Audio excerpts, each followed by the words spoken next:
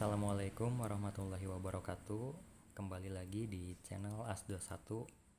Kali ini saya akan membahas tentang proses, masalah, variabel, dan paradigma penelitian. Tapi sebelum itu, saya minta maaf jika ada noise atau suara-suara bising yang mengganggu kalian dan kameranya yang goyang-goyang. Harap dimaklum ya. Nah, kita lanjut ke materi. Nah, ada 5 bagian penting dalam penelitian. Pertama, pendahuluan, telaah pustaka, metodologi penelitian, hasil dan pembahasan, dan yang terakhir adalah kesimpulan. Nah, kita mulai di pembahasannya, yaitu untuk bab 1 di pendahuluan. Ada beberapa poin di pendahuluan ini, yaitu 1. Latar belakang penelitian, 2. Perumusan masalah, 3. Tujuan penelitian, 4. Manfaat penelitian, dan 5. Pembatasan masalah. Latar belakang penelitian. Bagian ini memuat fakta-fakta atau gagasan-gagasan yang relevan dengan masalah penelitian sebagai titik tolak merumuskan masalah penelitian, alasan-alasan mengapa masalah yang dikemukakan dalam usulan penelitian itu dipandang menarik dan penting untuk diteliti. Nah, di bagian latar belakang masalah, latar belakang penelitian berisi tentang alasan perlunya dilakukan penelitian. Latar belakang penelitian dapat bersumber pada fenomena di lapangan atau penelitian aplikatif, maupun bersumber pada research gap, penelitian fundamental.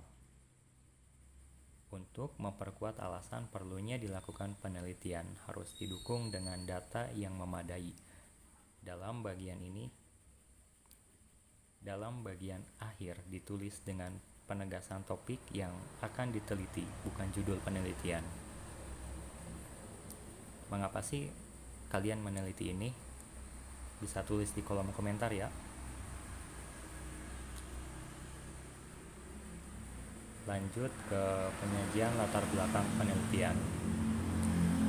Latar belakang dimulai dari hal yang bersifat umum, kemudian mengerucut ke permasalahan yang lebih spesifik. 4 hal yang perlu disajikan pada latar belakang penelitian, yaitu pengantar ke inti permasalahan, bukti atau fakta adanya permasalahan, permasalahan variabel yang dipilih atau alasan memilih variabel, pernyataan masalah penelitian. Nah, di sini ada hubungan antara ketetapan masalah dan pemecahannya. Bisa dilihat ya.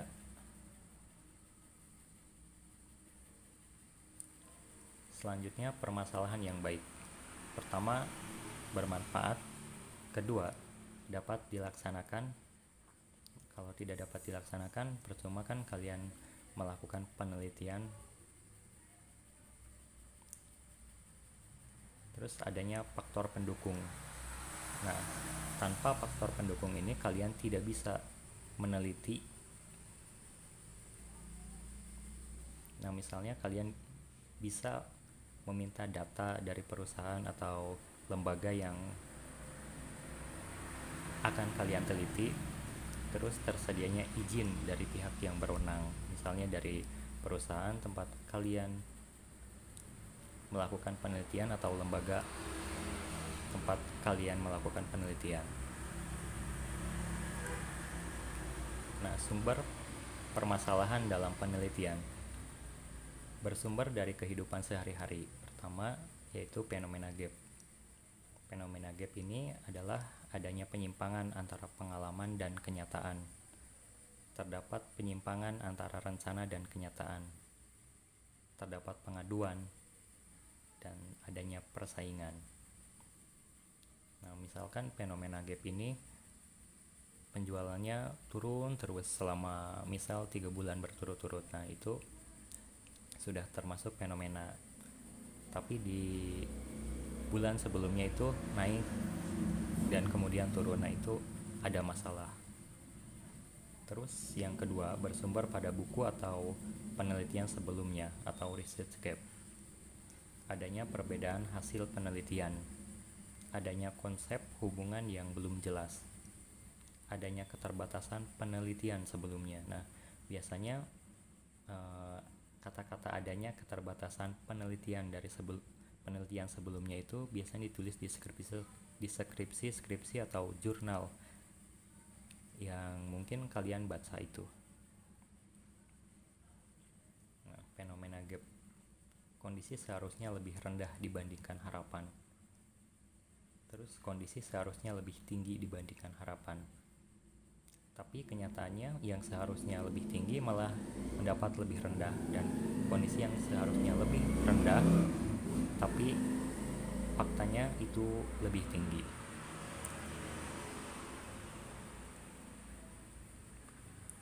Nah, bagaimana cara mencari masalah penelitian aplikatif? Pertama, dengan penelitian kecil atau small research. Penelitian kecil dilakukan dengan melakukan penelitian dengan mengambil sampel kecil untuk memperoleh gambaran tentang apa yang akan kita teliti. Dan yang kedua itu dengan konsultasi. Konsultasi dengan dosen pembimbing, konsultasi dengan ahlinya, dan konsultasi dengan owner atau manajemen di tempat kalian melakukan penelitian. Nah, bagaimana cara mencari masalah penelitian fundamental? Pertama, kalian membaca artikel penelitian sebelumnya pada bagian hasil atau abstrak, pada bagian limitation feature research, dan pada bagian introduction atau pendahuluannya. Nah, ini biasanya terjadi kesalahan dalam penelitian itu. Permasalahan itu timbul karena peneliti tidak mengambil akar masalah yang sesungguhnya. Terus permasalahan yang akan dipecahkan tidak sesuai dengan kemampuan peneliti, baik dalam penguasaan teori, waktu, tenaga, dan dana. Terlalu memaksakan intinya. Permasalahan yang akan dipecahkan tidak sesuai dengan faktor pendukung yang ada. Misalnya kajian teorinya beda, terus buku-buku acuannya beda, dan sebagainya. Nah, di sini ada contoh fenomena gap. Di tahun 2006, jumlah harinya 247 hari. Yang tanpa keterangan itu ada 8 orang, yang sakit 36 orang, dan yang izin 47 orang. Sedangkan di tahun 2010 itu anjlok, yang tanpa keterangannya naik menjadi 13 orang, yang sakit naik juga jadi 38 orang, dan yang izin naik juga menjadi 68 orang. Nah, karena rendahnya disiplin pegawai. Nah, jenis research gap yaitu adanya perbedaan hasil penelitian, adanya kekaburan konsep, adanya keterbatasan penelitian, dan adanya tatanan konsep yang perlu dilanjutkan.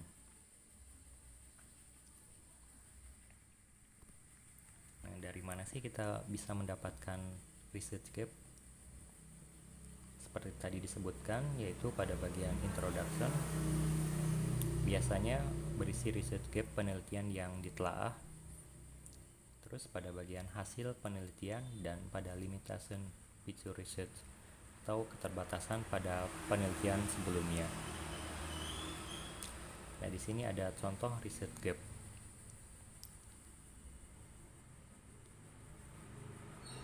Nah, Terdapat perbedaan hasil penelitian pengaruh inovasi terhadap kinerja pemasaran. Hasilnya signifikan positif dan tidak signifikan positif.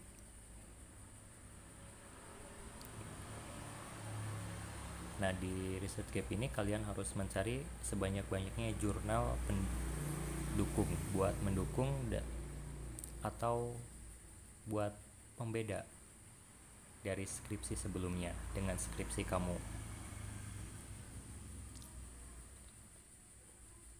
Nah, biasanya dalam latar belakang itu sering terjadi kesalahan, yaitu membuat latar belakang penelitian yang tidak jelas. Nah, tidak didukung data yang menunjukkan masalah, tidak didukung oleh alasan pemilihan variabel penelitian, dan tidak ada pernyataan masalah penelitian yang tegas. Nah, selanjutnya kita masuk ke judul penelitian. Setelah permasalahan diidentifikasi dengan tepat, langkah berikutnya adalah memberikan nama penelitian atau judul penelitian. Dua orientasi dalam memberikan judul penelitian, yaitu satu, orientasi singkat, contoh faktor-faktor yang mempengaruhi keputusan pembelian. Kedua, berorientasi jelas, jenis penelitian, objek yang diteliti, subjek penelitian, lokasi penelitian, dan waktu pelaksanaan penelitian. Contohnya seperti di bawah ini. Pengaruh diferensiasi produk terhadap keputusan pembelian sepeda motor merek Honda di Kabupaten Bogor tahun 2002. Seperti itu. Selanjutnya kita masuk ke masalah penelitian.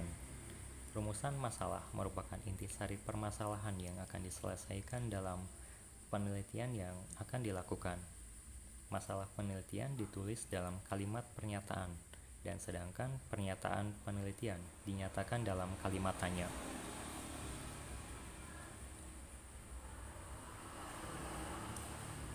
Nah, yang harus ada di perumusan masalah yaitu intisari permasalahan penelitian dan pertanyaan penelitian.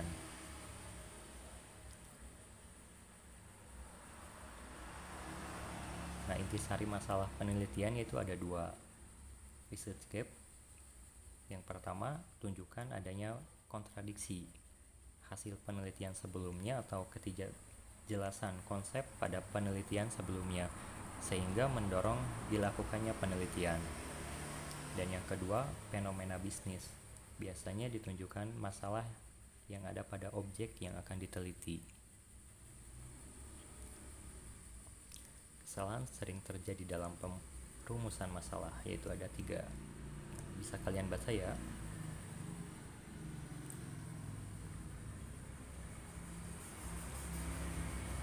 Nah, di sini ada contoh masalah penelitian. Yang pertama, contoh kurang tepat, yaitu apakah iklan radio berpengaruh terhadap minat beli. Dan contoh yang tepat yaitu apakah terdapat pengaruh iklan radio terhadap minat beli. Seberapa besar pengaruh iklan radio terhadap minat beli? Bagaimanakah pengaruh iklan radio terhadap minat beli?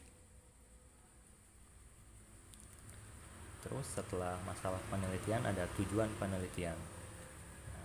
Rumuskan secara singkat tujuan penelitiannya. Apakah untuk membandingkan metode, mengevaluasi program, sistem, atau metode, ataupun yang lainnya, dan membuktikan suatu teori.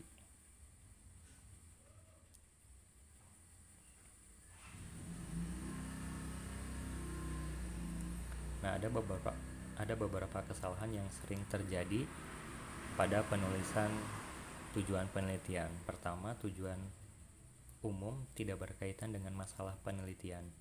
Tujuan khusus tidak menjawab pertanyaan penelitian. Tujuan peneliti ditulis sebagai tujuan penelitian. Kesalahan tata kalimat. Tujuan hanya untuk mengetahui saja. Menggunakan kalimat yang tidak jelas indikator. Nah, tujuan penelitian dan tujuan peneliti. Tujuan dan riset tidak sama dengan tujuan periset. Misalnya, tujuan penelitian ini adalah sebagai salah satu syarat memperoleh gelar magister pada program studi Magister Manajemen Universitas X. Manfaat penelitian: merumuskan kegunaan penelitian baik secara teori maupun terapan. Kegunaan secara teoritis adalah untuk pengembangan ilmu pengetahuan, sedangkan kegunaan terapan adalah untuk menyelesaikan masalah yang ada di lapangan. Manfaat penelitian ada dua, manfaat ilmiah dan manfaat praktis.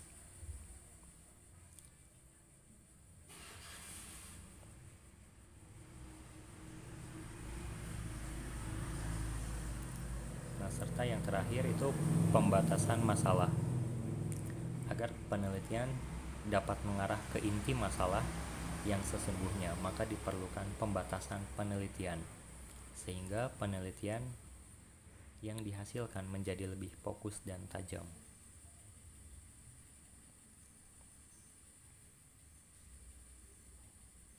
Nah, benang merahnya seperti ini: latar belakang penelitian, perumusan masalah penelitian, tujuan penelitian, dan manfaat penelitian. Nah, demikian yang bisa saya sampaikan, kurang lebihnya mohon maaf. Jika ada pertanyaan, kalian bisa tulis di kolom komentar. Terima kasih telah menonton. Wassalamualaikum warahmatullahi wabarakatuh.